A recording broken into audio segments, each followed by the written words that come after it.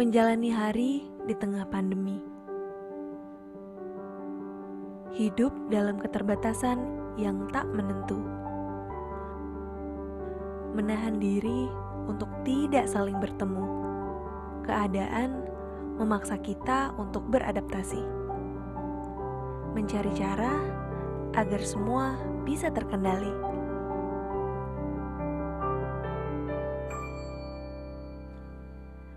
Digitalisasi jadi cara ampuh untuk bangun strategi. Namun faktanya, masalah baru datang silih berganti. Kebebasan dianggap sebagai mimpi. Sampai kita lupa untuk saling berbagi. Kekayaan juga bukan hanya soal materi. Tapi bagaimana kita bisa menggali potensi diri? Hargai setiap yang dimiliki untuk bisa terbuka dan saling menghargai. Karena itu adalah arti kekayaan sejati. Saatnya tenangkan diri dan dengarkan isi hati, mencoba bangkit dan terus beradaptasi agar semua rencana berjalan sesuai kehendak hati.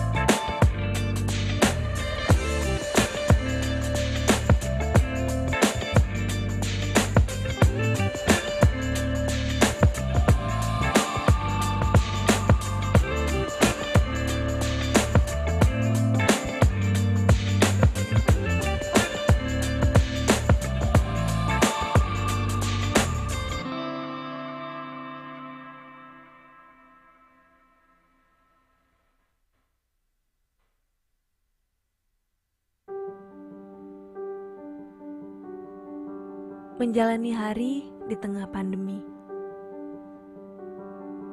Hidup dalam keterbatasan yang tak menentu. Menahan diri untuk tidak saling bertemu. Keadaan memaksa kita untuk beradaptasi. Mencari cara agar semua bisa terkendali.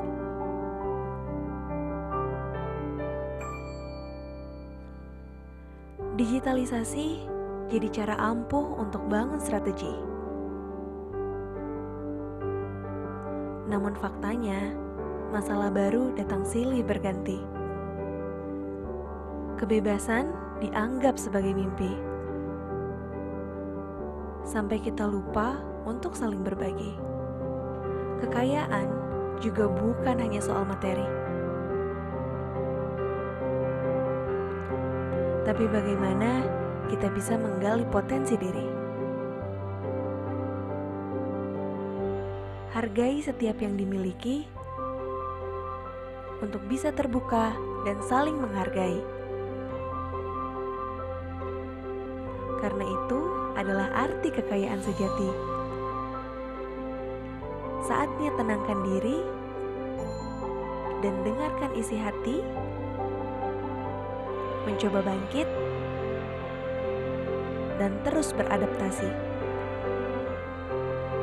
agar semua rencana berjalan sesuai kehendak hati.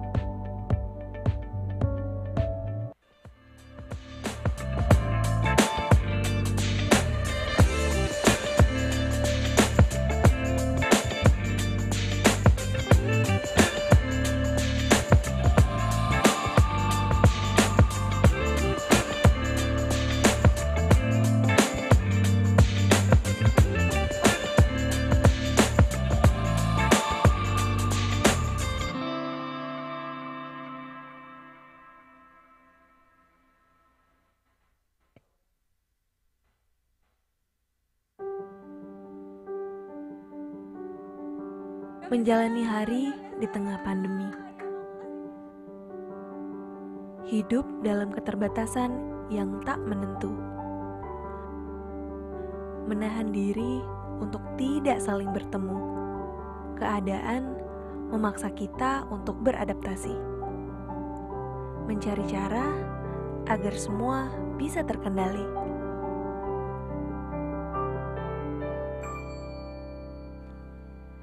Digitalisasi jadi cara ampuh untuk bangun strategi. Namun faktanya, masalah baru datang silih berganti. Kebebasan dianggap sebagai mimpi. Sampai kita lupa untuk saling berbagi. Kekayaan juga bukan hanya soal materi. Tapi bagaimana kita bisa menggali potensi diri? Hargai setiap yang dimiliki untuk bisa terbuka dan saling menghargai. Karena itu adalah arti kekayaan sejati. Saatnya tenangkan diri dan dengarkan isi hati, mencoba bangkit dan terus beradaptasi agar semua rencana berjalan sesuai kehendak hati.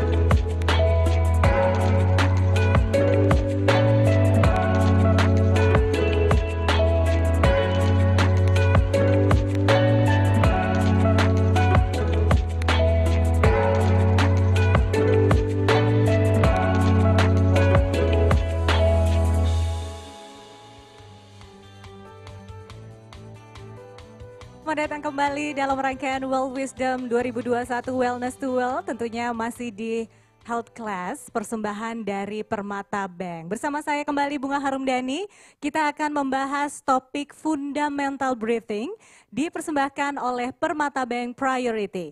Namun sebelum itu saya ingin menginformasikan bahwa Permata Bank memberikan tanda partisipasi berupa sertifikat sebagai bentuk apresiasi nih kepada teman-teman yang sudah bergabung di kelas ini.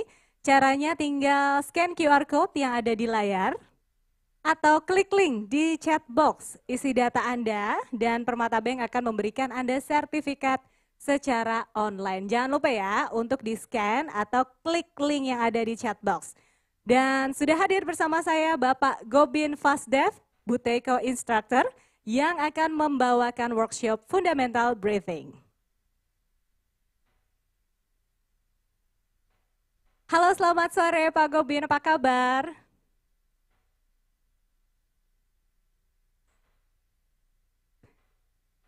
Oke, kita masih menunggu audionya Pak Gobin.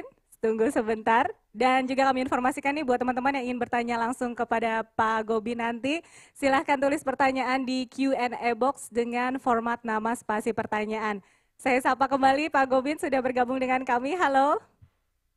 Halo. Itu dia. Apa kabar? Kabar bahagia Bunga. Kabar Gimana kabarnya? bahagia. Alhamdulillah baik, bahagia, sehat dan semangat sekali. Hari ini kita akan bersama-sama belajar bersama Pak Gobin mengenai Buteyko Breathing Method. Nah ini lagi dia di perbincangan kayaknya ya. Lagi cukup viral juga nih bagaimana teknik melatih pernafasan kita gitu ya agar lebih optimal. Bisa juga untuk teman-teman yang punya penyakit asma mungkin atau juga ada gangguan pernafasan, betul ya? Betul sekali. Oke, langsung aja Pak Gobin untuk memulai materi hari ini silakan. Oke, selamat sore semuanya. Terima kasih sudah mengundang saya ke sini.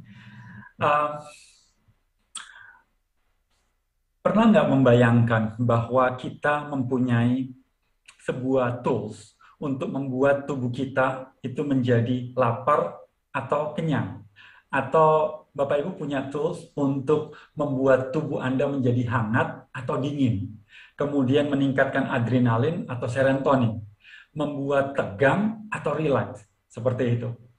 So, bagaimana kalau kita punya tools itu dan kita bisa memainkan tools itu kapanpun, dimanapun untuk kehidupan kita yang menjadi lebih baik? Well, saya Gobin Fasdev, instruktur Buteyko Indonesia dan juga Oxygen Advantage. So hari ini kita akan membahas soal sesuatu hal yang sangat saya sesalin, yang saya udah tahu berbelas tahun lalu, namun baru beberapa tahun ini saya mendalaminya. Sekitar 5-16 tahun lalu seorang dari Rusia datang ke saya, ngobrol-ngobrol kita, bertemu kita, dan tiba-tiba dia bertanya, Gobin, kamu mengajar apa sih? Saya bilang, oh saya bikin pelatihannya Tai Chi, Acupressure, Polarity, EFT, dan kemudian breathing exercise. Dan ketika saya ditanya, breathing exercise seperti apa, Gobin? Dan apa yang terjadi? Saya bilang, oh, deep breathing. Tarik nafas dalam-dalam dan kemudian keluarkan banyak. Tarik lagi, keluarkan banyak. Dan apa yang terjadi? Orang Rusia itu bilang, Gobin, deep breathing is very dangerous. Saya bilang, hah? Kok very dangerous? Guru yoga saya mengajarkan saya deep breathing. Kalau meditasi, disuruh tarik nafas dalam-dalam. Di kursi hipnoterapi juga begitu. Bagaimana kok sesuatu yang dikenal oleh orang sesuatu yang baik, dan kamu satu-satunya orang yang mengatakan itu sangat berbahaya? Kemudian apa yang terjadi? Dia menjelaskan tentang teori karbon dioksida, tentang Buteyko itu siapa, tapi semuanya saya abaikan, saya tolak. Saya berpikir orang ini cuma kepingin viral, cari sensasi, dan sebagainya, seperti itu. Akhirnya saya melupakan. Sampai akhirnya di tahun sekitar 2016, saya ingin ke Jepang pada saat itu, bukan untuk liburan, tapi saya ingin bertemu dengan seseorang yang menemukan satu teknik namanya TRE, Tension and Trauma Releasing Exercise, yang dimana saya juga menjadi provider di Indonesia. Nah, apa yang terjadi? Tapi saya punya masalah kendala luar biasa, yaitu saya tidak menggunakan alas kaki. Sekarang sudah 9 tahun, tapi waktu itu saya sudah 4 tahun tidak menggunakan alas kaki. Dan pada saat itu winter di Jepang. Terus bagaimana saya bisa bertahan di kondisi winter tanpa alas kaki? ya kan? Walaupun pakai baju tebal, tapi kaki saya pasti kedinginan. Bagaimana caranya? Dan di situ saya kemudian mendengar seseorang yang sangat luar biasa, namanya Wim Hof, yang mendapatkan 26 rekor dunia, dan kemudian dia juga disebut Iceman, mampu bertahan di keadaan cukup ekstrim seperti itu. Di umur 50 tahun dia berkeliling di puncak gunung es selama sepanjang 50 kilo tanpa baju, dengan udara yang sangat tipis. Dan kemudian singkat cerita saya belajar Wim Hof pada saat itu. Dan pada saat itu saya berangkatlah ke Jepang. Harusnya pelatihan itu 10 minggu, saya padatkan jadi 7 minggu. Dan kemudian saya berangkatlah ke Jepang di situ. Nah, di Jepang kemudian, ya Bapak Ibu mungkin pernah melihat foto-foto saya, di mana saya berkeliling di sana tanpa alas kaki. Sebentar, saya memberikan beberapa foto mungkin. Ini adalah foto saya waktu di Jepang tanpa alas kaki, dan pakaian saya juga bukan pakaian yang tebal. Dan kemudian saya juga di sana mandi itu tidak menggunakan air panas, walaupun di luar cuaca minus, saya tetap mandi air dingin. Dan 15 hari di Jepang, saya pulang ke Indonesia dengan kekaguman yang luar biasa pada tubuh saya. Sebenarnya bukan pada tubuh saya, tapi saya bilang, ini luar biasa banget ya. Kok bisa hanya mengatur nafas saja? Saya yang tadinya takut AC, yang nggak berani dengan AC, kok sekarang kok bertahan? Jangankan mandi es, mandi itu selalu air hangat, sekarang kok mandinya mandi es. Saya bilang, ini sesuatu yang luar biasa, kok bisa ya tubuh saya bisa seperti itu? Nah, kemudian saya mulai meneliti tentang nafas lebih dalam, dan di situ kemudian ada berbagai teknik pernafasan, dan saya ingat dengan orang Rusia tersebut yang pernah menyentilkan atau berbicara tentang Buteyko, dan di situ kemudian saya belajar keduanya, mendalami beberapa teknik, dan akhirnya saya serak dengan apa itu Buteyko, yang sampai akhirnya sekarang ini saya kemudian mendalaminya. Dan ternyata tadinya saya berpikir ini hanyalah sesuatu yang biasa, yaitu merubah nafas dan kemudian kita menjadi lebih baik dan sebagainya. Tapi jauh lebih daripada itu. Ternyata saya mendapatkan bongkahan emas, saya bilang seperti itu, yang dimana selama ini nggak pernah kepikiran, atau mungkin kalau saya tanya kepada teman-teman atau siapapun, ya nafas kok dipelajarin, Gobin. Tapi coba perhatikan Bapak Ibu, satu-satunya di dunia yang kita lakukan dari kita lahir sampai nanti meninggal hanya satu yang selalu konsisten kita lakukan, yaitu bernafas.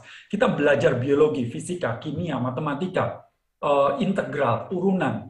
Ribuan jam kita duduk di kelas untuk belajar itu. Hari ini ada yang ingat? Sebagian besar orang lupa. Padahal ribuan jam kita pelajarin untuk sesuatu yang kita lupakan. Tapi anehnya kita nggak belajar sesuatu yang digunakan sepanjang hidup kita, yaitu nafas. Dan satu-satunya yang bisa merubah, yang seperti tadi saya bilang, badan kita jadi hangat atau dingin, kita jadi cemas, atau kita jadi tenang, atau membuat detak jantung kita cepat atau tidak, dan sebagainya. That's nafas, kekuatan nafas. Tapi apa yang terjadi? Ketika kita sakit, kita nggak memperhatikan nafas kita. Ketika kita ke terapis, ketika kita pergi ke dokter, ketika kita sakit dan kemudian ditanya, mungkin dokternya kan bertanya, sakitnya ini, kemudian diperiksa, setelah itu dikasih resep, yang ditanya adalah makannya bagaimana? Oh, saya makan goreng-gorengan, dok. Oh, jangan kalau gitu. Saya setuju bahwa pola makan harus dirubah. Kemudian ditanyain lagi mungkin, olahraga tidak? Enggak. Oh, malah sekarang olahraga ya, bagus sekali. Pola gerak harus dirubah. Kemudian ditanya, tidurnya gimana? Aduh, tidur susah. Kenapa susah? Banyak pikiran. Kenapa? Stres. Ya jangan stres. Tapi gimana caranya nggak stres? Tapi saya setuju, 4 pola ini harus dirubah, yaitu pola hidup, pola makan, kemudian pola gerak, pola tidur, pola pikir. Tapi kan yang terlupakan adalah satu pola, yaitu pola nafas. Padahal makan cuma 3 kali sehari, betul? Kemudian kalau kita ngomong soal olahraga sejam sehari udah bagus loh.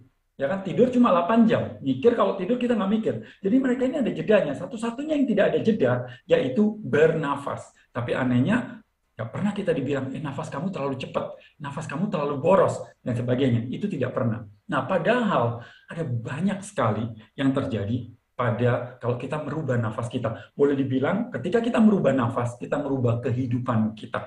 Oke, so saya akan memulai dari bagaimana dengan pikiran, baru kemudian ke fisik. Nah, kita tahu bahwa ketika kita manusia itu punya 3 otak, Bapak Ibu. Jadi kalau di luar itu ada namanya otak-otak, di sini itu ada namanya otak-otak ada 3, yaitu neokortex, otak berpikir, otak emosi, dan kemudian di sini adalah otak reptil, yang dimana di sini itu nyolot, senggol bacok, atau dibilang reaktif. Nah, manusia disebut Homo sapiens atau makhluk yang bijak, makhluk yang berpikir, karena kita itu punya otak yang di atas neokortex cukup tinggi. Kita boleh disebut manusia kalau kita mengambil setiap keputusan kita itu dengan otak yang di atas ini sendiri. Nah, kapan kita bisa menggunakan otak bagian atas, kapan kita menggunakan otak bagian bawah, semua tergantung dari emosi. Tergantung dari apa? Emosi. Ya, karena emosi ini seperti switch. Kitanya santai, relax, kita klik ke atas. Tapi kalau kitanya tegang, marah, kesel, benci, maka kita turun switch-nya ke bawah. Kita menggunakan otak ini, kita nyolot, senggol bacok dan sebagainya. Nah, untungnya bahwa emosi ini kalau saat ini kita ketemu orang, kamu lagi emosi, marah, ya tenang, tenang, sabar, sabar gitu. Nggak bisa Bapak Ibu, karena sabar, tenang, kalem, udah lalu lupakan, itu semua adalah sesuatu yang abstrak. Susah sekali bagi kita untuk menerima kata-kata abstrak, menerima, bersyukur, ikhlas, dan sebagainya itu agak-agak sulit. Karena apa? Karena itu adalah kata-kata abstrak. Tapi untungnya bahwa bagian emosi itu terhubung dengan nafas. Jadi otak yang mengendalikan nafas itu juga mengendalikan emosi. Jadi kalau kita tidak bisa mengendalikan emosi kita, maka kita bisa mengendalikan nafas kita. Nah, otak, jantung, nafas itu adalah satu kesatuan yang tidak bisa dipisahkan, Bapak Ibu. Jadi kalau seandainya kita mau lagi stres, otak kita cepat sekali, seperti itu. Kita nggak bisa bilang, hai otak, tenang, tenang, nggak bisa. Nah, otak terhubung dengan jantung, jantung juga cepat sekali, betul? Nah, kita juga nggak bisa bilang sama jantung, hai jantung, tenang dong, tenang, nggak bisa. Nah, untungnya jantung ini terhubung dengan nafas. Sehingga apa yang terjadi ketika kita mengatur nafas kita, maka jantungnya menjadi lebih pelan, kemudian otaknya juga menjadi lebih pelan. Seperti itu. Jadi ini menariknya bahwa nafas adalah kunci yang bisa masuk ke autonomic nervous system atau sistem syaraf yang dikatakan secara otomatis itu membuat detak jantung lambat, membuat otak kita menjadi tenang, pikiran kita jernih dan sebagainya hanya dengan men-switch nafas kita. Bapak Ibu bisa nggak? Saya mau tantang Bapak Ibu semua di sini, bisa nggak kita marah-marah tapi nafasnya lambat?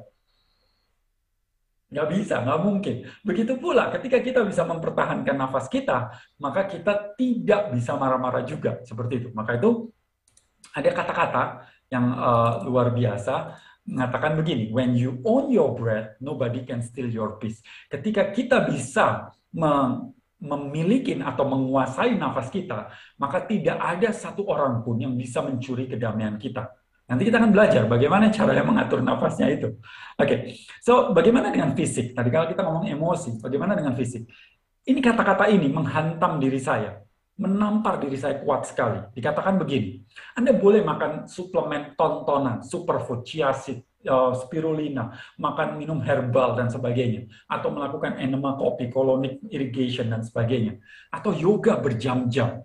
Tapi bila level oksigen di dalam tubuh kita itu sama, maka kita akan mendapatkan penyakit yang sama, masalah yang sama, kemudian simptom-simptom yang sama, perlu pengobatan yang sama juga. So artinya bahwa apapun yang kita lakukan, apakah yoga, ataukah minum suplemen, atau apapun, tujuannya adalah untuk meningkatkan level oksigen di dalam tubuh kita. Nah, kenapa seperti itu? Karena 65% dari bobot tubuh kita itu atomnya O, seperti itu. Nah, harusnya kita memberikan porsi yang lebih banyak di situ.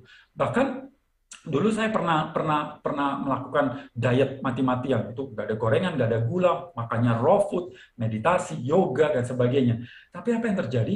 Saya nggak ada energi, konstipasi, punya masalah banyak sekali. Seperti itu. Saya pikir apa yang salah? Saya sudah melakukan semua yang disarankan orang-orang yang dianggap itu sehat. Ternyata apa? Saya mempunyai masalah di nafas. Nah, ini yang mungkin kebanyakan orang nggak sadar. Nah, ini adalah kata-kata dari Profesor A.C. Guyton, ini dari textbook Medical Physiology, yaitu buku yang paling banyak digunakan di kedokteran. Dikatakan semua jenis penyakit suffering atau penyakit atau sakit dan sebagainya itu berawal dari kurangnya oksigen. Ingat ya, oksigen di dalam sel kita, bukan di dalam paru-paru kita. Nah, kemudian ketika saya bertanya atau ketika saya cerita hal ini, semua orang akan bilang gini, ya gampang aja toh Gobin, apa susahnya sih nambah oksigen, tarik aja nafas dalam-dalam. Maka Anda kan dapat oksigen banyak. Nggak begitu Bapak Ibu. Kenyataannya banyak dari kita, ketika kita stres, kita tarik nafas dalam-dalam dan menghembuskan. Nah, karena kalau kita sering melakukan seperti itu, oksigen di dalam sel kita semakin menurun. Kenapa? Karena karbon dioksida di dalam tubuh kita, di dalam paru-paru kita menurun karena seringnya kita bernafas. Jadi semakin sering kita bernafas, banyak nafas kita, maka karbon dioksida turun. Dan karbon dioksida yang turun ini membuat si oksigen tidak bisa masuk ke dalam sel. So, hati-hati dengan itu. Kebanyakan orang berpikir bahwa dengan nafas dengan lebih banyak, itu berarti oksigen menjadi lebih banyak. Kita nggak ngomong soal oksigen di dalam darah, tapi kita ngomong oksigen di dalam sel. Seperti itu. Nah, karena selama ini kita berpikir bahwa karbon dioksida adalah hal yang buruk, sementara oksigen adalah bagus. Yang satu adalah malaikat, yang satu adalah setannya. Enggak begitu. Hidup ini yin dan yang, di mana ada putih, ada hitam, itu mereka saling berpelukan, dan di dalam hitam ada putih, di dalam putih ada hitam, Bapak Ibu. Itulah yang luar biasanya bahwa karbon dioksida dan oksigen harus dalam kondisi seimbang di dalam tubuh kita. Nah, kemudian saya mau cerita sedikit tentang Profesor Buteyko. Itu seorang dari Uni Soviet yang mempunyai masalah kesehatan banyak sekali. Mungkin gara-gara itu dia mengambil dokter. Dan apa yang terjadi, dia suatu hari berdiri di sebuah rumah sakit dan nafasnya banyak banget seperti orang dia punya asma, tekanan darah tinggi, punya alergi yang luar biasa, umur 29, tekanan darah tingginya 212, dan dokter lainnya mengatakan bahwa umurnya cuma setahun. Dan apa yang terjadi? Dia merubah nafasnya. Dan ternyata kok asma saya hilang. Oh, bukan karena saya asma maka saya nafasnya begini. Karena saya kebiasaan nafas beginilah. Karena itulah yang membuat saya asma. Dan ditelitilah orang-orang pasien-pasien di rumah sakit itu, dan ternyata apa yang terjadi? Sebagian besar orang di rumah sakit itu dan sebagian besar orang di dunia ternyata sekarang itu mempunyai sesuatu yang disebut sebagai hyperventilation. Ya, hyperventilation ini adalah bernafas melebihi daripada metabolisme yang diperlukan di saat itu. Nah, menurut Profesor Buteyko ada begitu banyak penyakit yang terkait, bukan disebabkan ya, terkait ya oleh hyperventilation ini, seperti alergi, asma, sinusitis, enzema, penyakit-penyakit kulit, hemoroid itu ambeien, hipotension, hypertension itu masalah-masalah tekanan darah tinggi, RA autoimun, kemudian aterosklerosis, hipotiroid ya, tiroid, masalah-masalah hormon, diabetes, menstruasi disorder, menopause, ibu-ibu, sisis. Pernah kepikir nggak sih kenapa semua masalah kewanitaan itu berawal dari kata-kata yang depannya men? Seolah-olah prialah yang punya masalah, membuat masalah wanita itu ya. Kemudian infertility, bercanda ya, susah punya anak, impoten, gout, itu asam urat dan sebagainya, dikatakan karena terkait oleh apa yang disebut hyperventilation. Nah, kalau kita mau melihat data yang ada dari 24 published medical study, dikatakan hari ini kita bernafas 2 kali lebih banyak daripada yang seharusnya. Mereka-mereka yang terkena asma, diabetes, dan sebagainya, itu bernafas lebih bahkan dari 12 kali. Dan itu mengakibatkan macam-macam Bapak Ibu. Contohnya kalau kita bernafas berlebih, akhirnya komposisi pH di dalam tubuh kita kacau, terjadilah asam lambung, GERD, dan sebagainya, muncullah kepanikan. Anxiety disorder, panic attack. 80% orang yang mempunyai anxiety disorder atau panic attack itu mempunyai apa yang disebut BPD, breathing pattern disorder, atau kesalahan atau pola nafas yang buruk. 40% yang punya asma itu mempunyai juga BPD, breathing pattern disorder, dan sebagainya. Dan biasanya masalah-masalah ini dikasih obat penenang, pelemas otot, atau pencair darah. Tentu ini sesuatu yang baik untuk meledakan simptomnya. Tapi apa yang terjadi? Kita nggak boleh berhenti di situ. Kita harus mencari akar yang lebih dalam. Dan seringkali terjadi karena nafas kita yang berlebih. Nah, kalau kita melihat ini, normal breathing menurut medical textbook atau buku kedokteran, dari harusnya 6 liter, ini ada 14 tadi, orang-orang yang sehat itu dari 400 orang sekitar 6 sampai 7 liter. Dan kalau kita melihat orang yang heart disease, ini semua penelitian yang bisa diklik ya. Kemudian Anda lihat mereka bernafas melebihi dari yang seharusnya, bahkan 12 kali. Nah, apa sih yang seringkali penyebab hyperventilation? Seringkali karena stres. Dan ketika kita stres, kita cenderung untuk tarik nafas dalam-dalam, betul? Lega, lega. Tapi itu sebenarnya mirip seperti kalau kita, apa itu namanya, makan yang manis-manis gitu ya. Kalau lagi stres, kemudian kita makan manis-manis, itu nyaman, bener. Tapi itu berbahaya sebenarnya untuk tubuh kita, karena dalam jangka panjang ya sekali-sekali oke lah ya, tapi itu sangat berbahaya untuk itu. So sekarang bagaimana sebenarnya kita sebagai manusia seharusnya bernafas? Tentu saya nggak bisa memberikan teknik Buteyko di dalam waktu yang singkat ini.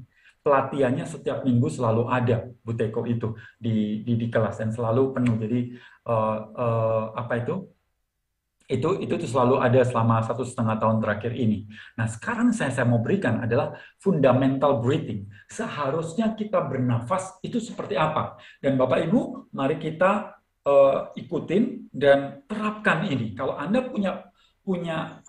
memberikan perhatian pada slide berikut ini dan kemudian kita melaksanakan setiap saat, maka kemungkinan besar bahwa masalah-masalah emosi dan fisik Anda itu akan berkurang. Syukur-syukur bisa teratasi seperti itu.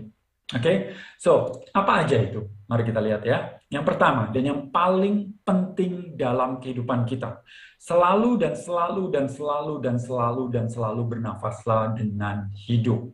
Oke, selalu ya. Jadi kalau Anda lupa semua pelajaran hari ini, semuanya boleh lupa, tapi harus ingat satu, yaitu selalu bernafas dengan hidup.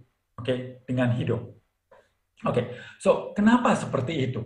Kenapa harus dengan hidup? Oke, begini Bapak Ibu. Hidung itu adalah the most underrated organ. Organ yang paling nggak diperhatikan. Dianggap sebagai hanya punya bulu-bulu. Hidung kita yang kita lihat ini hanya 20% dari bagian hidung kita. 80% dari hidung kita itu ada di dalam sebenarnya. Bukan hanya menyaring kotoran. Apa yang bisa dilakukan hidung? Yang pertama adalah hidung itu membuat udara kita jadi hangat. Oke, ketika udara hangat tujuannya apa? Untuk mematikan bakteri. Jadi sebenarnya dia juga ada antibakterinya. Yang kedua, hidung ini mempunyai satu bagian yang mengeluarkan satu molekul ajaib namanya nitrit oxide. Nah, nitrit oxide ini dulu dianggap zat yang jelek. Tapi tahun 98 penelitiannya dapat Nobel, dan kalau udah dapat Nobel siapa yang bisa membantah bahwa nitrit oxide disebut si molekul ajaib. Nah, apa ajaibnya yang sekarang lagi ngetop banget, yaitu dia sebagai antivirus. Jadi ini sekarang udah pada dijualin tuh spray nitrit oxide untuk antivirus, dan tubuh kita sebenarnya hidup kita mampu untuk melakukan itu, mengeluarkan si nitrit oxide itu sendiri. Nah, kemudian yang ketiga, bahwa si hidung kita itu juga membuat parasimpatik aktif. Jadi membuat tubuh kita menjadi rileks. Jadi kalau Anda bernafas dengan mulut, Anda menjadi lebih tegang. Kalau Anda marah kan seperti pakai mulut gitu ya. Tapi ketika kita men-switch ke hidung, kita akan jauh lebih rileks, santai. Seperti itu. Karena juga di amigdala kita, yang pusat emosi yang tadi slide sebelumnya, itu kalau lagi marah, suhunya tinggi. Dan kalau kita ada nafas pakai mulut, maka apa yang terjadi? Si udara ini berputar di sini saja. Tapi kalau kita bernafas dengan hidung, maka apa yang terjadi? Si suhu yang di rongga itu akan mempengaruhi, kelembapan itu akan mempengaruhi si amigdala untuk menjadi turun suhunya, dan kita menjadi lebih rileks. Yang keempat, bahwa ketika kita nafas dengan hidung, itu 40% udara yang keluar, uap air yang keluar, itu akan kembali masuk ke dalam tubuh kita. Which is itu tidak bisa dilakukan kalau nafas pakai mulut. Jadi kalau olahraga, Anda nggak gampang haus, seharian Anda nggak gampang dehidrasi. Dan yang kelima yang sangat penting sekali yaitu apa? Hanya dengan menutup mulut dan menggunakan nafas hidung, intake oksigen di dalam sel kita, di dalam tubuh kita, di dalam organ jaringan dan otak kita, itu naik sampai 20%. Which is itu great amount itu adalah sesuatu yang sangat besar untuk mengubah kehidupan kita, energi kita, nafsu makan kita, dan sebagainya. Itu sangat besar, 20%. Bapak Ibu, saya adalah anak yang paling lemah di sekolah. Kalau lari, kalah sama cewek. Kemudian saya juga seseorang yang selalu juara 1, 2, 3 dari belakang waktu sekolah, selalu. Tidak pernah dalam sekolah saya itu masuk juara 10 besar, enggak lah, seperti itu. Nah, apa yang terjadi? Gara-garanya apa? Karena saya bernafas berlebih dan saya nafas pakai mulut. Kalau lihat anak-anak di sekolah yang pintar, mulutnya tertutup, matanya tajam. Kalau lihat anak-anak yang kurang, apa yang terjadi? Mulutnya kebuka. Nah, seperti itu. Nah, ibu-ibu di seminar saya selalu tanya, ibu-ibu, kalau ibu-ibu pergi ke anaknya jam 7 nih, harus pergi sekolah, tapi dia belum sarapan, apa yang ibu akan lakukan? Nah, kamu nggak usah sarapan, sekarang berangkat naik sepeda, karena itu yang biasa dilakukan. Yang kedua, B, yaitu tolong sekarang kamu makan, mama antar naik motor. Hampir 100% orang tua akan mengatakan bahwa saya akan minta dia sarapan dan saya antar naik motor. Kenapa, Bu? Saya tanya gitu. Oh ya, sarapan itu penting. Sarapan itu bikin energi. Sarapan bikin konsentrasi. Tapi apa yang terjadi setelah kita makan? Memang konsentrasi kita meningkat, yang ada kebalikan. Bapak Ibu, risetnya mengatakan anak-anak yang sarapan dan tidak bergerak dibandingkan anak-anak yang bergerak dan sarapan, konsentrasi anak-anak yang bergerak dan tidak sarapan itu sampai jauh lebih tinggi, sampai 4 jam ke depan. Artinya bahwa apa? Otak kita ini memerlukan 2 hal, Bapak Ibu, yaitu glukosa dan oksigen. Kalau kita nggak makan 3 hari pun, kita masih bisa hidup kok. Rekornya orang bisa hidup nggak makan lebih dari setahun. Tapi kalau kita nggak bernafas 3 menit, ada kerusakan di dalam otak kita. Artinya bahwa oksigen itu sangat penting. Jadi kalau seandainya kita pingin anak kita pinter, apalagi anak itu intake oksigen di dalam otaknya itu 50%, kalau orang dewasa itu 20%. Jadi kalau Anda pingin anak Anda pinter, rubahlah yang pertama adalah tutup mulutnya, nafas pakai hidung. That's all. Itu sudah merubah banyak hal. Oke, itu yang pertama. Yang kedua adalah light breathing. Jadi jangan sering-sering ngambil nafas yang banyak-banyak, big breathing. No, light breathing artinya apa? Kita bernafas dengan ringan. Sama seperti diet. Diet itu kita, makan yang baik adalah bagaimana? Less eating. Makan belum kenyang berhenti. Nabi Muhammad mengatakan berhentilah makan sebelum kenyang. Sama juga. Jangan ngambil nafas yang sebanyak-banyaknya begitu. Oke? Kemudian yang ketiga adalah slow breathing. Nafasnya menjadi lebih lambat. Oke? Jadi hari ini kalau kita mau melihat orang dewasa di sekitar kita, Anda bisa cek pasangan Anda, tapi jangan cek diri kita sendiri, karena kita pasti mengintervensi. Kita bisa pasangan kita cek, dia 1 menit nafasnya berapa kali. Jadi kalau dia lagi WA-an, atau nonton sinetron, Anda lihat 1 menit itu berapa, tanpa dia sadari. Kebanyakan orang di atas 20, 25, bahkan 30. Seperti itu sering saya menghitung di orang di sekitar kita. Well, bagusnya sih 12 sampai 18 menurut buku kedokteran. Tapi sebenarnya kalau bisa di bawah 15, 18 cukup agak banyak. Kalau bisa sih di bawah itu malah lebih bagus. Kalau Anda mau slow breathing, Anda bisa coba nanti seperti yang saya akan ajarkan, yaitu 5 sampai 6 kali per menit. Seperti itu.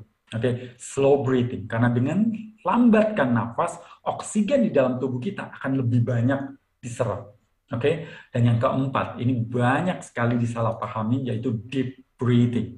Oke, deep breathing di sini artinya apa? Deep itu apa sih? Deep itu adalah kedalaman, Bapak Ibu. Deep itu adalah kedalaman. Oke, jadi bukan banyak. Selama ini kalau dibilang take a deep breath, gimana?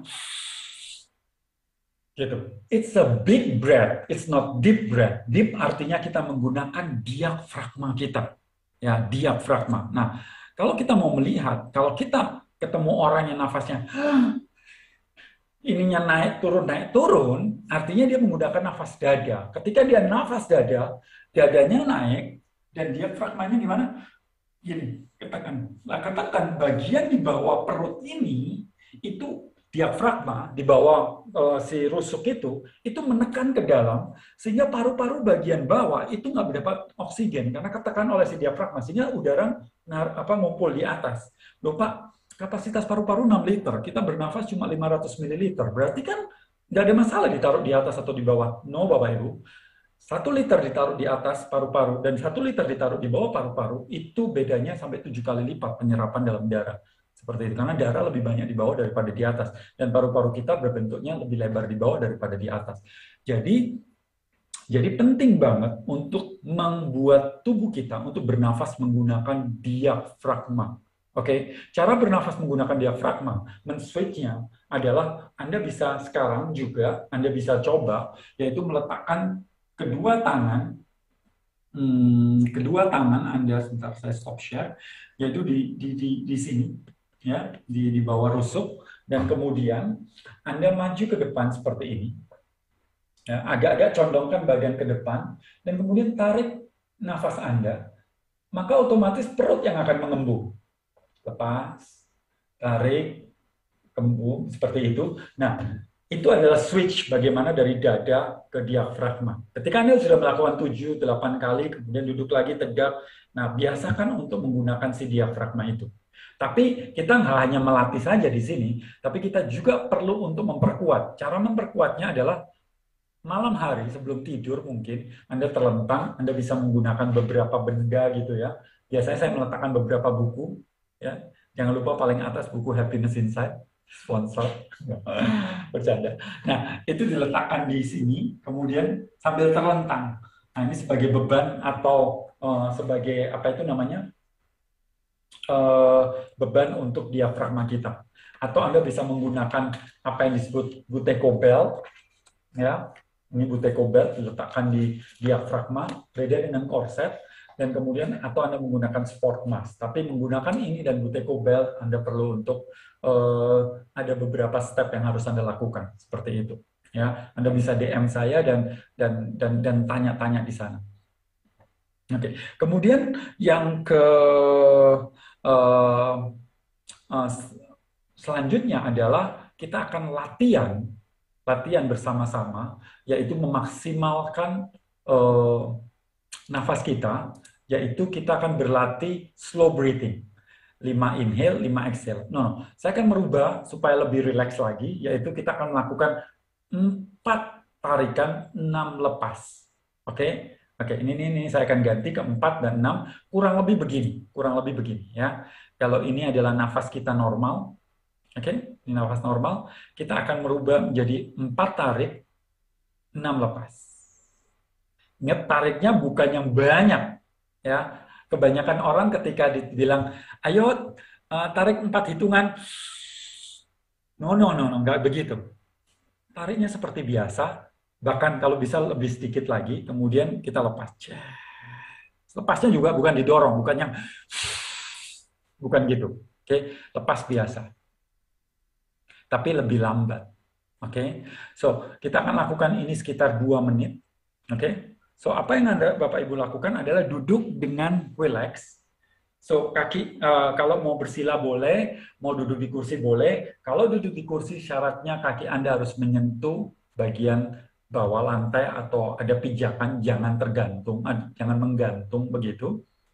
Kemudian relax, mau tangan di mana aja boleh, kalau mau bersila juga oke.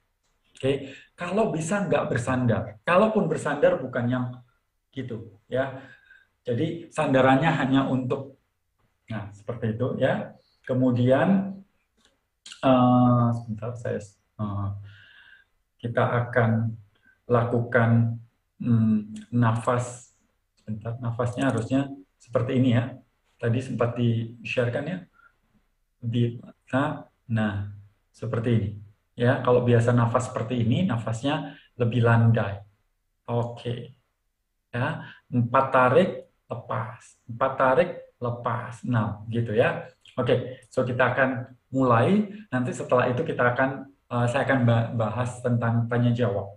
Ya. Oke. So, pertama, relax. Anda boleh tutup mata, Anda boleh buka mata. Nafas senormal mungkin. Oke. Senormal mungkin nafas, tidak perlu ditarik dalam, tidak perlu dilepas banyak-banyak. Senormal mungkin. Oke, saya akan mulai menghitung. Ketika saya menghitung, berarti itu tarik nafas ya. Oke. Mulai tarik nafas, tarik 2, 3, 4, lepas 2, 3, 4, 5, 6. Tarik 2, 3, 4, lepas 2, 3, 4, 5, 6. Tarik 2, 3, 4, lepas 2, 3, 4, 5, 6. Tarik 2, 3, 4, lepas 2, 3, 4, 5, 6. Tarik 2, 3, 4, lepas 2, 3, 4, 5, 6. Tarik 2, 3, 4, lepas 2, 3, 4, 5, 6. Tarik 2, 3, 4, lepas 2, 3, 4, 5, 6. Tarik 2, 3, 4, lepas 2, 3, 4, 5, 6. Tarik 2, 3, 4, lepas 2, 3, 4, 5, 6. Tarik 2, 3, 4, lepas 2, 3, 4, 5, 6. Oke, kembali nafas normal, relax, oke. So, bagi yang tadi tutup mata, ambil waktu untuk pelan-pelan buka mata, dan kemudian Anda boleh nanti chatting apa yang Anda rasakan. Kalau Anda menjadi lebih ngantuk, menjadi air liurnya jadi banyak, detak jantungnya lambat, berarti itu Anda dalam kondisi yang pas untuk melakukan itu. Tapi mungkin beberapa orang mungkin mengalami pusing atau mengalami ketidaknyamanan, itu karena apa? Karena kadar toleransi karbon dioksida yang rendah. Jadi Anda bisa kurangin dari 46 menjadi 35 seperti itu, atau 24 seperti itu, ya. Anda bisa atur-atur sendiri. Nah, ada aplikasi yang which is bisa dicoba, yaitu gratis, namanya Breathball, untuk untuk memandu itu, ya. Terus satu hal lagi, yaitu Bapak Ibu, kalau waktu tidur saya sarankan untuk menggunakan tape, ya. Kenapa saya menggunakan tape waktu tidur? Itu ada banyak sekali yang bisa kita gunakan, atau menggunakan micropore namanya. Tujuannya, ini bukan teknik Buteyko, tapi ini akan membantu Anda untuk supaya kita bisa tidur jauh lebih nyenyak. Ini adalah life hack Bapak Ibu, 25.000, tapi bisa berbulan-bulan Anda tidur jauh lebih nyaman. Karena apa? Karena tidur Anda kan kurang, ngoroknya kan berkurang, tapi tidurnya harus miring ke kanan atau kiri. Jangan tidur terlentang atau ngadep ke atas, ya. Kemudian asma dan alergi akan berkurang karena mulut Anda nggak kebuka, bakteri nggak masuk situ, dan otomatis aroma mulut menjadi lebih baik. Kemudian tubuh Anda menjadi lebih kalem, nggak kencing-kencing di malam hari, ya, berkurang paling tidak. Dan yang kelima adalah produksi nitrit oxide yang banyak, karena nitrit oxide ini ternyata untuk apa? Banyak sekali untuk membuat energi kita menjadi lebih baik. Jadi kalau Anda pergi ke toko fitness, itu banyak sekali namanya nitrit oxide yang dijual, atau precursor, atau sesuatu zat yang untuk meningkatkan nitrit oxide. Ternyata nitrit oxide ini bisa meningkatkan energi, endurance, membuat tidur menjadi lebih nyenyak, membantu bagian otak tertentu terhubung dengan bagian yang lain sehingga kita bisa konsentrasi, istilahnya lebih pinter. Kemudian anti-inflamasi, kita tahu bahwa sebagian besar penyakit itu berawal dari inflamasi, dan bisa juga membuat memori kita menjadi lebih baik. Jadi banyak sekali sebenarnya si nitrit oxide ini punya efek yang luar biasa, tapi sayang sekali nggak banyak orang yang mengetahui hal ini. So, cara penggunaan micropore, ingat, jangan pakai lakban, jangan pakai plester kabel, tapi pakai micropore, oke? Dan Anda gunakan, karena Anda belum ikut Buteyko, ya, gunakan yang paling aman adalah seperti ini. Nah, gini aja, ya, mau usah ditutup full, gunakan ini. Micropore, ya. Di Indonesia ada 2 merek, Anda bisa cek di marketplace. Dan ini aja menurut saya udah luar biasa untuk tidur Anda. Oke, sekarang saya akan bahas tentang atau jawab beberapa pertanyaan. Oke. Lucia mengatakan, setuju sekali, detak jantung saya agak cepat 85-90. Jika saya mengatur nafas, maka akan 75 ke 80. Adakah latihan lain selain mengatur nafas pelan? Nah, begini. Saya sarankan ikut Buteyko. Kenapa? Bagi saya, teknik nafas itu banyak banget. Tapi teknik pemrograman nafas itu saya belum menemukan selain si Buteyko. Kenapa begitu? Karena yang lain hanya kayak seperti nafas yang barusan, 46, 55, dan sebagainya. Itu hanya teknik bernafas yang pada saat ingat kita lakukan. Sementara Buteyko adalah teknik pemrograman. Jadi, seperti saya, detak jantung saya dulu tinggi banget. Oke, sekarang walaupun saya nggak ngatur nafas saya karena sudah terprogram oleh si Buteyko itu, 1 bulan paling nggak kita latihan, maka apa yang terjadi? Maka nafas saya yang tadinya umpamanya 30 kali per menit, sekarang udah jadi belasan. Seperti itu. Jadi otomatis detak jantung saya menjadi ringan. Ketika detak jantung saya menjadi turun, energi saya banyak karena tubuh saya nggak capek. Makan saya yang tadinya 5 kali jadi 2 kali. Otot saya mulai bertumbuh dan banyak hal. Tadinya nggak suka olahraga, sekarang olahraga itu suka banget karena energinya berlebih. Ya, oke. Kemudian yang kedua adalah bagaimana memaksimalkan nitrit oxide agar masuk ke dalam tubuh. Ini pertanyaan bagus sekali, yaitu bagaimana caranya untuk men-boost nitrit oxide sampai 2000% adalah dengan humming. Humming. Humming itu Anda bilang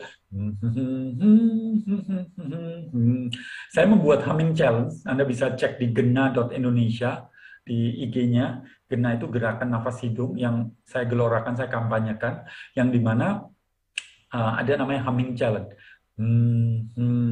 Anda humming setiap hari. Ini sebenarnya di agama semua ada amin, amitovo, om. Nah, semua agama ini juga mengeluarkan suara humming. Salah satunya ternyata meningkatkan nitrit oxide sampai 2000%. Well, itu sesuatu yang luar biasa.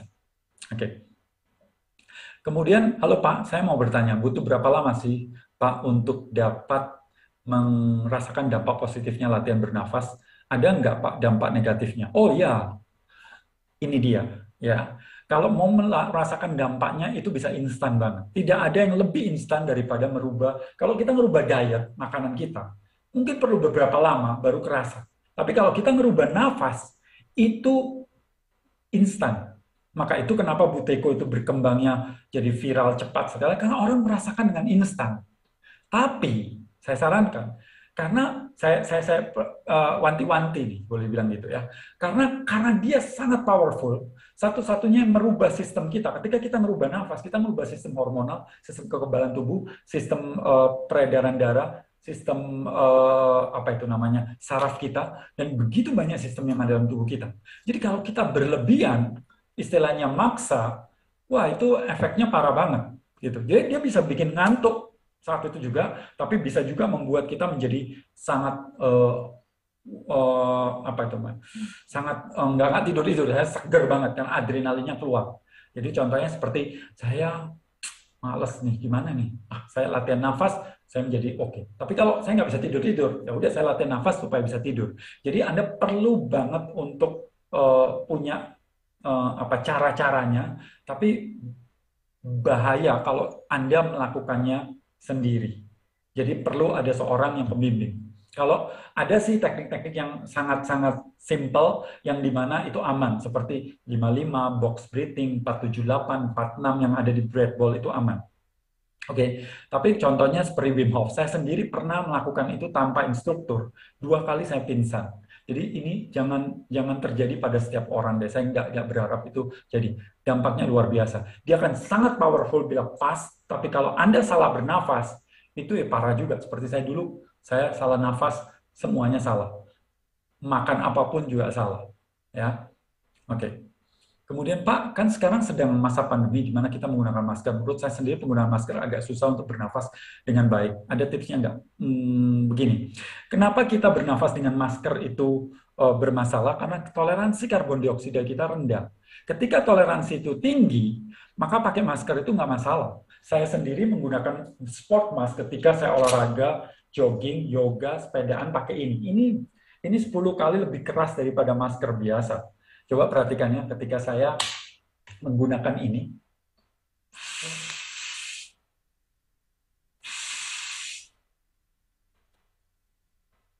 Setiap kali nafas itu beratnya mesti ngotot begitu. Oke? Tapi karena toleransi karbon dioksida saya tinggi, ya nggak masalah. Nggak akan pusing, nggak ada apa-apa. Ya, jadi penggunaan masker itu malah menambahkan karbon dioksida, which is good kalau Anda punya karbon dioksida yang cukup bagus ya, toleransinya yang cukup bagus. Oke, bagaimana selama ini dengan pernafasan saya berolahraga HIIT? Oke, ini agak sulit memang, tapi saran saya selalu dan selalu dan selalu menggunakan hidung. Oke, emang agak berat, tapi hidung itu semakin sering kita gunakan maka semakin besar. Oke, kalau kita nggak gunakan akhirnya kecil-kecil sama seperti otot yang lain. Jadi Anda sering harus perlu untuk menggunakan nafas hidung untuk besar, otomatis 2-6 minggu itu performa akan turun. Bagi saya, kalau saya olahraga dan kemudian saya mulai nafas pakai mulut, karena saya mulai nggak kuat nih kecepatan, saya lebih baik mengurangi kecepatan daripada mengkompensasi tetap sama seperti itu tapi menggunakan mulut. Oke, karena sayang banget. Kalau Anda bisa olahraga dengan hidung, itu setelahnya enak banget. Nggak capek, nggak haus. Setelah itu kalau ada DOMS, kalau ada sakit-sakit yang namanya DOMS itu akan cepat beres. Ya, karena nitrit oxide itu antiinflamasi. Ya, Mas Gobin, saya kalau tidur terkadang gigi saya suka bergesekan. Apakah itu bruxism seringkali diakibatkan oleh kecemasan. Dan kecemasan, ingat bahwa bagian otak yang ngurusin nafas, itu juga bagian otak yang ngurusin emosi. Jadi kalau kita bisa berlatih nafas, maka emosi kita akan menjadi lebih rileks, dan itu kemungkinan terjadi. Oke, saya termasuk dulu waktu kecil, sampai remaja, itu selalu seperti itu. Maka itu gigi saya rata, itu gara-gara itu. Ya, saya sering kali menguap, padahal tidak termasuk ngantuk. Apakah ini indikasi salah nafas? Iya, menguap, mendesah, oke, yawning gitu, atau itu adalah kemungkinan besar bahwa oksigen dalam tubuhnya kurang. Oke, Sarah Aulia, saya memiliki penyakit asma yang sering kali kambuh. Saya sering melakukan renang, jogging seminggu 3 kali, namun asma tetap sering kambuh. Iya, coba latihan nafas yang di breathball, latihan 2-6. Tapi kalau Anda punya rezeki, latihan Buteyko. Oke, latihan Buteyko. Itu akan sangat-sangat membantu, karena Buteyko sendiri di awal-awal pertama dia melakukan menerapi orang, itu untuk asma. Awalnya itu. Tapi ternyata bukan untuk asma aja, tapi untuk banyak penyakit. Tapi awalnya asma, dan dia udah menyembuhkan begitu banyak orang yang terkena asma. Ya. Oke. Sering bernafas dengan hidung bisa membuat bentuk hidung menjadi lebih bagus? Yes. Kalau bukan lebih bagus, tapi kalau Anda bernafas dengan mulut, apa yang terjadi? Maksimilia yang di sini akan turun, ya. Kemudian dagu ini akan masuk ke dalam, hidungnya akan jadi bengkok. Kemudian kalau dagu ini masuk ke dalam, si aliran udara di sini menjadi lebih kecil, dan kemudian kita mulai ngorok. Seperti itu. Nah, akhirnya apa? Sleep apnea, tersedak, dan sebagainya. Jadi usahakan tutup mulut, posisi lidah harus ke atas, nekan ke atas, menekan di langit-langit, sehingga maksimilia ini adalah bagian tulang yang walaupun kita udah dewasa, ini masih tetap tumbuh. Ya, supaya nggak turun, maka itu ditempelkan ke atas. Saya waktu kecil saya lihat saya itu bulat mukanya, tapi sekarang panjang begitu. Gara-garanya apa? Ya gara-garanya nafasnya pakai mulut, giginya berantakan seperti itu. Gara-gara itu semua. Ya. Lalu Pak Gobin, bagaimana cara bernafas yang baik dalam hubungannya melatih meditasi mindfulness? Oke, lambatkan nafas Anda, ringankan nafas Anda, dipastikan meditasi Anda akan jauh lebih dalam. Kalau nafas ringan, nafas lambat, nafas gunakan hidung, dan gunakan diafragma. Seperti tadi NLSD, nose, light, slow, and deep breathing. Itu Anda gunakan, itu kita akan mendapatkan meditasi lebih dalam. Karena nggak ada di dunia ini orang dalam keadaan khusyuk, mindfulness, duduk hening, dan kemudian nafasnya, itu nafas stres. Lao Tzu pernah mengatakan, a perfect man breathes as if he is not breathing. Orang-orang yang tercerahkan itu bernafas seperti dia tidak bernafas. Jadi nafasnya sangat shallow, sangat santai, sangat pelan. Itulah harusnya kita melakukan nafas kita. Di manakah ada latihan Buteyko? Buteyko dilakukan dalam online setiap minggu. Anda bisa DM saya atau Anda bisa kontak di setiap hari saya munculkan nomor telepon yang Anda bisa hubungin di IG saya Gopin Fasdev, atau Anda bisa cek di buteykoindonesia.com. Di situ Anda bisa WhatsApp ke adminnya, ya. Hidung sering mampet, Anda kontak saya, Anda pergi ke channel YouTube saya, itu ada tips bagaimana membuat hidung menjadi plong, dan itu digaranti pasti bisa, ya. Oke, hidung mampet itu sering kali karena kita terlalu banyak nafas, ya. Bagaimana membuat badan bertoleransi dengan karbon dioksida? Yang tadi latihan tadi itu sudah termasuk cara untuk bagaimana meningkatkan. Tapi itu untuk umum, orang umum. Nah, kalau untuk mau level yang advance, seperti tadi saya bilang bahwa latihan nafas itu powerful, sangat powerful. Kalau Anda tidak ada bimbingan, itu sangat berbahaya. Jadi, penting banget untuk ada latihannya, dibimbing, ada WhatsApp-nya, ada grupnya, ada aplikasinya, sehingga kita tidak berlebihan di situ.